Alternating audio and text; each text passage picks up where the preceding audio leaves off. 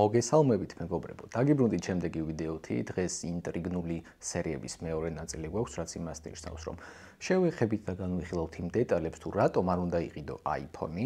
წინა ვიდეოში ეს ყველაფერი ეხებოდა Samsung-ს და კომენტარები ასე თუ ისე გამოსწორებულია იმ მხრივ, რომ ეს ფანატიკოსების შემოვარდნა უფრო ნაკლებად არის, ვიდრე ადრე იყო, მაგრამ მაინც გამოჩნდა ერთი ადამიანი, დაუბლოკა ეგრევე, იმიტომ რომ აზრი არ აქვს ეგეთ პასუხს.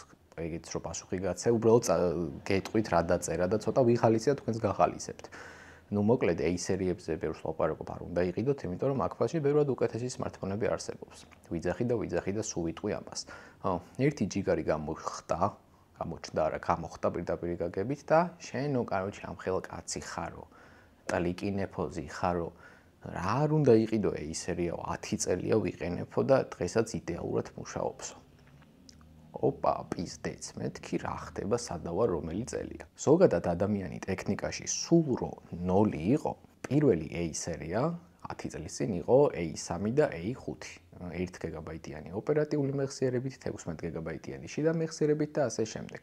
A სერია იქნება 10 ლარიანი, თუ S სერია 30000 ლარიანი, 10 წლის შემდეგ smartphone-ი არაფრად აღარ ვარგა. მოდი ამაზე შევთანხმდით, იმიტომ რომ ნებისმიერ კომპონენტს თავისი რესურსის ნახევარზე ბევრად მეტი აქვს ამოძურული. თითქმის 90-80% მაინც. ეხლა გავყვეთ A სერიას. A სერია თავიდანვე ნაგავია და 10 წლის მერე მუშაობს იდეალურად, რომ მიწერს ერთი ადამიანი. მანდ ორი ვერსია მაქვს ხოლმე რა. ან სიტყვა იდეალურის მნიშვნელობა არ იციან, ან კიდე იტყუებენ თავს და ცდილობენ რომ სხვაც მოატყუონ, მაგრამ ეხლა მე ვერ მომატყუებენ და თამამად შემიძლია ვთქვა ის, რომ ჩემი წყალობით ბევრს ვერ მოატყუებენ, იმიტომ რომ გასწავლით და გაჩვენებთ ბევრ ისეთ რაღაცას, რომ აი თუ ახალი smartphone-ის ყიდვა მოგინდება, მაღაზიაში რო შედიხარ, იმის არ იყოს, რომ აი ამას 50 მეგაპიქსელი აქვს, იმას 20. ეს იყიდე, იმიტომ რომ 50 აქვს. მაღაზია ხო აღარ ბოლდებით ესე ბჭყალებში რო დავარქვა. აი მართლა საბავშვობა ღია რა. სულ ყველაფერს რო თავი დავანებოთ, 10 წლის მერე არც ერთ smartphone-ზე აღარ მიდის სისტემური განახლება, უსაფრთხოების განახლება, აპლიკაციებს ვეღარ იყენებ. რა ვიცი, იდეალურში თუ იმას გულისხმობთ, რომ რაღაცას დააწვევით და ხსნის, კი ბატონო, მაშინ იდეალურია. ეხლა რაც შეეხება ჩვენი ვიდეოს მთავარ თემას, ჯიგარ iPhone-ს. მოკლედ, მოდი გავყვეთ თავიდან, ყველაზე მთავარი რაც არის ფასი, ცვირია და უნდა ღირდეს თუ არ უნდა ღირდეს, მოდი ეს განვიხილოთ რა. უნდა ღირდეს და აქ მოქმედებს ესეთი მომენტი. გეტყვით ეხლა რატო. Apple თავის smartphone-ებში, iPhone-ებში არ აწარმოებს ისეთ სერიებს, როგორიც არის Samsung-ში A სერია, კიდე F სერია, Poco-ში M, X, F და ასე შემდეგ. ანუ რაც გამოდის, ყველა არის ფლაგმანური და არა ისეთი საშუალო ან უფრო დაბალი კლასის. აქედან გამომდინარე, ღირს ზუსტად ის, რაც ღირს ნებისმიერი სხვა ბრენდის ფლაგმანი. Sony იქნება, Huawei იქნება, Xiaomi იქნება, Samsung იქნება, OnePlus იქნება, მნიშვნელობა არ აქვს. 1000-1200 დოლარი დაახლოებით. ის შემდეგ რაც ჩვენთან ხდება ფასზე უკვე საქართველოში. ეს უკვე ძალიან ბევრ დეტალზე არის დამოკიდებული. ამერიკაში რო 1200 დოლარი ღირს, საქართველოში 1200 დოლარი ვერ ეღირება, მაგას ემატება ტრანსპორტირება, გამბაჟება, წონა, საშემოსავლოს გადასახადი, ხელფასებია დასარიგებელი, მილიონი დეტალი ემატება. შესაბამისად, რა ვიცი, თუ გეძვირებათ აქ, შეგიძლიათ 1200 დოლარად გამოიწეროთ ამერიკიდან. იმასაც ცოტა დაემატება ერთი 100-150 დოლარი, მაგრამ რაღაც თანხას მაინც დაზოგავთ. ანუ ვინმე თუ ვერ მიხვდით კიდე ამ ფასის დეტალს, როდესაც გამოდის ყველა iPhone-ს ყველაფერი აქვს ბოლო თაობის, აი ესე რომ დავარქვათ, ბოლო ვერსია რა. თუ Samsung-ში F სერიებში მაინც რაღაცა წინა წლის ჩიპსეტი გვხვდება, ეკრანი, ელემენტი, ასე შემდეგ, iPhone-ი როდესაც გამოდის, ყოველ წელს ჩაყენებულია შიგნით დევს ისეთი ნაწილები, რომელიც არის იმ წელს საუკეთესო. სწორედ ამას ქვია ფლაგმანი. შესაბამისად, ფასიც დაბალი ვერ ექნება. მოდი თემატურად მივყვეთ და ზოგადად ეკოსისტემის ნაწილზე გადავიდეთ, იმიტომ რომ iPhone-ი თუ გაქვს ალბათ ბევრად უკეთესი იქნება რომ გქონდეს თუნდაც MacBook-ი, ანუ იგივე სისტემის, იგივე ბრენდის, იმიტომ რომ ეს ეკოსისტემა იდეალურად არის მაინც ერთმანეთთან.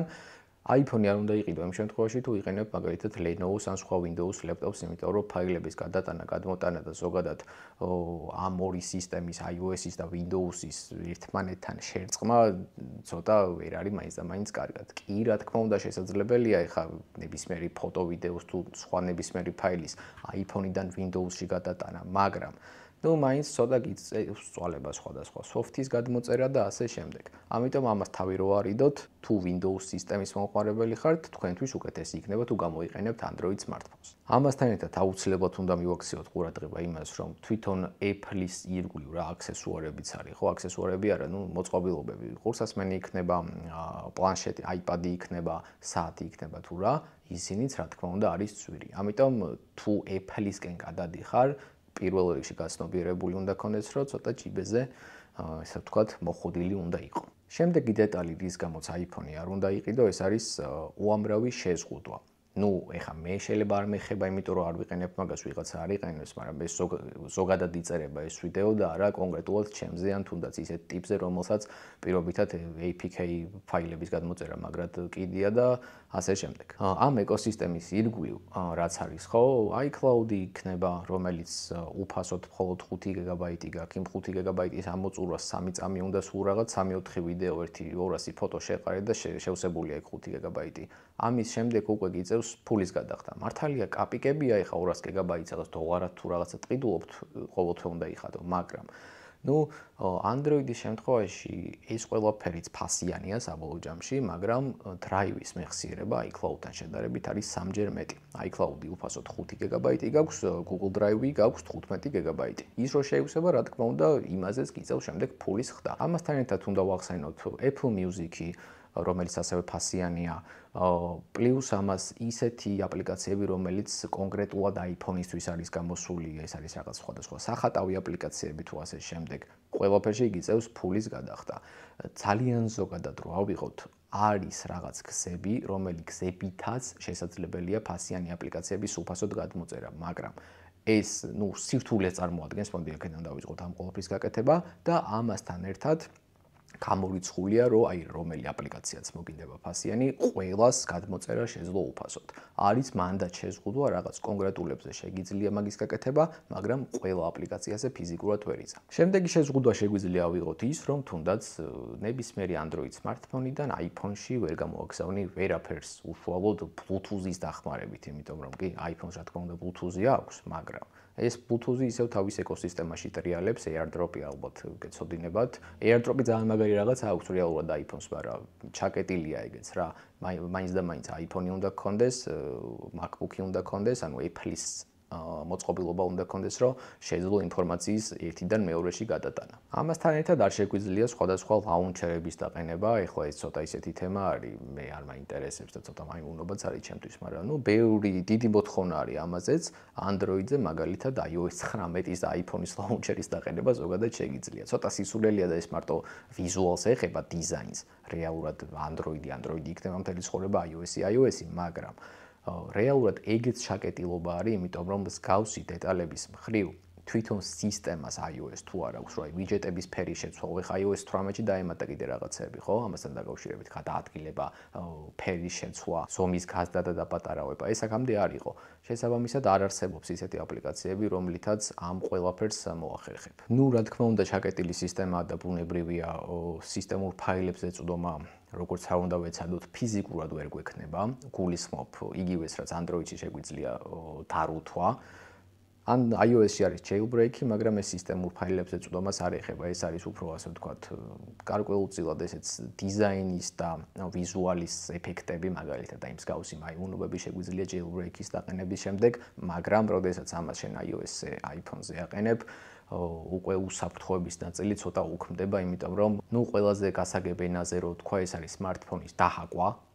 ჭყალებში დაჰაკვა იმას არ ნიშნავს, რომ ვიღაცა შემოა შენ smartphone-ში და ყველაფერს წაიკითხავს და ფოტოებს ნახავს და ასე შემდეგ. ჩვენი ხელით, აი ძალიან ლაითად ესე რომ დავარქვათ, შევდივართ iPhone-ის სისტემაში და ჩვენივე ხელით მექანიკურად ვცვლით სხვადასხვა რაღაცებს. რაოდენ გასაკვირის არ უნდა იყოს, მსგავსი შეზღუდვები ასევე ვრცელდება უშუალოდ გადაღების დროს კამერის აპლიკაციაში, იმიტომ რომ არც ერთ iPhone-ში სისტემურ კამერის აპლიკაციას გულისხმობ და არა სხვა Blackmagic-ის აპლიკაციას, რომელიც App Store-შია და სხვადასხვა მსგავსებს. iPhone-ის კამერით არ შეგვიძლია პროფესიონალური რეჟიმების გააქტიურება. ეს იქნება shutter speed-ის კონტროლი, ISO-ს კონტროლი თუ სხვა ნებისმიერის. არადა ძალიან ზოგადად თუ ავიღებთ 300-400 ლარიან Android smartphone-ში ეს ფუნქცია რეალურად გვაქვს. ნუ ეხა გადაღებას ვერ შევადარებ და ის 400 ლარიანი iPhone-ზე უკეთესად ვერ გადაიღებს, გასაგებია, მაგრამ აქ უშუალოდ საუბრობ ამ პროფესიონალურ რეჟიმზე, რომელიც iPhone-ში საერთოდ არ არის და სხვა ну ალბათ დღეს რაც გამოდის ყველა გინდ ბიუჯეტურ გინდ არა ბიუჯეტურ smartphone-ში ეს ფუნქცია გვხვდება. ამასთან ერთად აუცილებლად უნდა აღინიშნოს აპლიკაციები უშუალოდ და კონკრეტულად გულისხმობ იმას, რომ ძალიან ხშირად თითქმის ყოველთვის არის ისეთი მომენტები, როდესაც Android-ისთვის უფრო მრავალფეროვანი აპლიკაციები არის, ვიდრე iOS-ისთვის. ამ მრავალფეროვანში იმას არ გულისხმობ, რომ იქ უფრო მეტია და აქ უფრო ნაკლებია. არა, ავიღოთ თუნდაც აი WhatsApp-ი, ხო? Android-ის შემთხვევაში დიდი ხანია WhatsApp-ში შეგიძლიათ ორი განსხვავებული აკაუნთის დამატება, ორი განსხვავებული ნომრით რეგისტრაცია, ესე რომ დავარქვათ რა. აი iOS-ში ამას ჯერ კიდე ელოდებიან, ჯერ არ არის მსგავსად კი არა და მსგავსი WhatsApp-ის ვერსია App Store-ში გამოსული. თორე არის, რა თქმა უნდა, Facebook-შიც, Instagram-შიც, TikTok-შიც ბევრი ისეთი დეტალი, რომელიც Android-ში გაცილებით მალე მოდის, ვიდრე მოდის iPhone-ში, iOS-ში. ეხა ეს გაცილებით მალე განა 1 და 2 კვირიანი ის არის სხვაობა. არა, ბევრად დიდი ხანია, 2-3 წელი Android-ში, WhatsApp-ში ეგ შეგიძლიათ, iPhone-ში დღემდე არ შეგიძლიათ. გავყვეთ ახლა აპლიკაციების თემატიკას, მაგალითად აპლიკაციების გაორება, ხო? ეს Android-ში ზოგ smartphones სისტემურად აქვს, სეტინგებიდან შეგიძლიათ ამის გააქტიურება, ანუ ორი Facebook-ი რო გქონდეთ, ორი WhatsApp-ი, ორი TikTok-ი და ასე შემდეგ. iOS-ში ეს სისტემურადაც არ შეგიძლიათ და აპლიკაციებითაც არ შეგიძლიათ. არის თუ შეგიძლიათ, მოდი ესე გავაგრძელოთ. თუ iOS-ში ამ ყველაფრის გაკეთებას შეძლებთ ფულის გადახდის შემდეგ, იმიტომ რომ თუ არის ეგეთი აპლიკაციები, ადრე იყო, ახლა შეიძლება აღარ არსებობს, იყო ფასიანი. რაღაც 20 თუ 25 დოლარი ღირდა რა, ხო, რომ ორი აპლიკაცია გქონდეს. არა და საერთოდ არ არის ფულის გადახდა ამაში საჭირო, იმიტომ რომ, რა ვიცი, Facebook-ი თუ გინდა ორი გქონდეს, ერთი ბრაუზერით გამოიყენე, მეორე აპლიკაციით, WhatsApp-ი თუ გინდა ერთი ჩვეულებრივი გადმოიწერე, მეორე ბიზნეს WhatsApp-ი, TikTok-ი თუ გინდა, ხა TikTok-ში უამრავი ანგარიშის დამატება შეგიძლია და ერთიდან მეორე აკაუნტზე ერთ წამში გადასვლა, ამიტომ მაგაში ფულის გადახდა სრული სისულელეა, მაგრამ აი თუნდაც ეკრანის გაყოფა ავიღოთ, split screen-ი ეგრეთ წოდებული. მე TikTok-ზე კი დავდე ვიდეო iPhone-ზე როგორ შეგიძლიათ მაგის გაკეთება, მაგრამ ისევ აპლიკაციის გამოყენებით. სისტემურად მოკლედ ესე რომ შევეხოთ, ბევრი ისეთი მეტნაკლებად ვისთვის როგორ ხო საჭირო ფუნქცია iPhone-ში საერთოდ არ არსებობს, რაც უკვე დიდი ხანი არის Android-ში. მაგრამ iPhone-ს აქვს ერთი ისეთი დიდი პლუსი, რომელსაც რეალურად ყველა მინუსის გადაწყვეტა შეუძლია. ეს არის თვითონ სისტემა, ისეთი ოპტიმიზირებული, რომელიც აი თუ ჩანაფიქრში გაქვს ესეთი რაღაც, რომ smartphone-ი იყიდო და 5, 6, 7, 8 წელი დაიტოვო, ამ შემთხვევაში ალბათ Android-ზე უკეთესი იქნება iOS-ის შეძენა. მაგრამ ეს ყველაფერი უნდა გააკეთო მხოლოდ იმ შემთხვევაში, თუ ის მინუსები, რეებზეც ვისაუბრეთ და რეებიც ჩამოგითვალეთ, ის ჩაკეტილობა იქნება თუ რაღაც ფუნქციის ქონა არ ქონა. ეგ ყველაფერი თქვენ თუ არ გეხებათ და ხელს არ შეგიშლით, მაგ შემთხვევაში ოკეია, კიდე რომ შეიძინოთ iOS-ი. თუ გინდათ ეგ აი უცბად რაღაცა GTA San Andreas-ი პირობითად ვიძახი, ხო, iPhone-ზე ფასიანი არის. GTA Vice City iPhone-ზე ფასიანი არის. უამრავი თამაში თუ უბრალო აპლიკაცია იქნება ისეთი, რომელიც iPhone-ში არის ფასიანი და გინდა არ გინდა გიწევს ფულის გადახდა. Android-ში კიდე ალბათ არ არსებობს ისეთი დეტალი, რომელშიც თვითონ Play Store-ი კი გთხოვს, რომ ფული გადაიხადე, მაგრამ გვერდის ავლით უეჭველი შეძლებ, რომ უფასოდ გადმოიწერო ნებისმიერი რამ. თავარი დეტალები იდეაში ეგ იყო, ეხა კონკრეტულად იმას ძველ iPhone-ებში რომ Lightning port-ია და ახლებში Type-C მაგას არ შევეხები, Type-C ჯობია. Samsung-ის და Dell-იც არ არის ეგ არის პირველად ვაფშე მაუსებში იყო გამოყენებული Type-C port-ი. Type-C Lightning-თან შედარებით არის უფრო დიდი რესურსი აქვს და ინფორმაციის მიმოცვლის სისწრაფე აქვს უფრო დიდი, აქედან გამომდინარე ძალიან კაი რაღაც მოხდა, რომ iPhone-ი გადავიდა Lightning-ზე, გადააგდო Lightning-იდან უბრალოდ გადავიდა Type-C-ზე, მოიშორა ის რაღაცა ნაგავი კაბელი, ნელი სიჩქარით, მალფუჭებადი და ასე შემდეგ. და ბოლოს მინდა ერთი დეტალი განმარტო, ეს ვიდეო ეხებოდა იმ ადამიანების კატეგორიას, რომელსაც აქვს Android-ი და ფიქრობს iPhone-ზე გადასვლას. თუ შენ უკვე iPhone-ი გაქვს, შენ ეს ვიდეო საერთოდ არ გეხება და შენ ისედაც იცი, რომ შემდეგი მოდელი, შემდეგ წელს იქნება თუ 10 წლის მერე, ისევ უნდა იყოს iPhone, იმიტომ რომ ვინც წლების განმავლობაში იყენებს iPhone-ს, ეგ Android-ზე ეგრე არის ხო ინდივიდუალური. ახლა 10 წელი რომ Android-ს იყენებ, მერე iOS-ი შენთვის რაღაცა წარმოუდგენელია და ვერაფერს ვერ იგებ და ვერ ხვდები, ეგრე არის პირიქითაც, ხო? iOS-ი ძალიან განსხვავებულია როგორც სისტემურად, 10 წელი რო iPhone გამოიყენო, მე Android-ზე გადასვლა ძალიან რთულია. ამიტომ თუ ვინმეს გაქვთ პირობითად Samsung-ი, Xiaomi, Pixel-ი, OnePlus-ი მნიშვნელობა არ აქვს და ფიქრობთ iPhone-ზე გადმოსვლას, უნდა გაითვალისწინოთ და აუცილებლად უნდა იცოდეთ, რომ ეს რეებიც ჩამოგითვალეთ, ამას ფიზიკურად ვერ აცდებით. გეკნებათ ყველაფერში. ყველაფერში რა რეებიც გითხარით, მაგაში შეზღუდვა, ჯიბეც მომზადებული უნდა გქონდეთ, იმიტომ რომ ამის ეკოსისტემაში გაწევრიანება თუნდაც საკმაოდ დიდ ფინანსებთან არის კავშირი, ეკოსისტემას რო თავი დავანებოთ, რაღაც აპლიკაცია მოგინდება, ფული უნდა გადაიხადო. Android-ში რა თავისუფლებაც გაქვს, მაგის მაქსიმუმ ალბათ 10% გიქნება iPhone-ში და ნუ Android-ის გახსნილობა თუ მოგწონთ, არავითარ შემთხვევაში არ გადმოხვიდეთ iPhone-ზე. თუ ისეთი Android-ი გაქვთ, რომელიც უბრალოდ ჭედავს და სუსტია, მარტივია მაგის ის, ხო, სადაც iPhone-ზე გადმოსვლის თავი გაქვს ფულის მხრივ.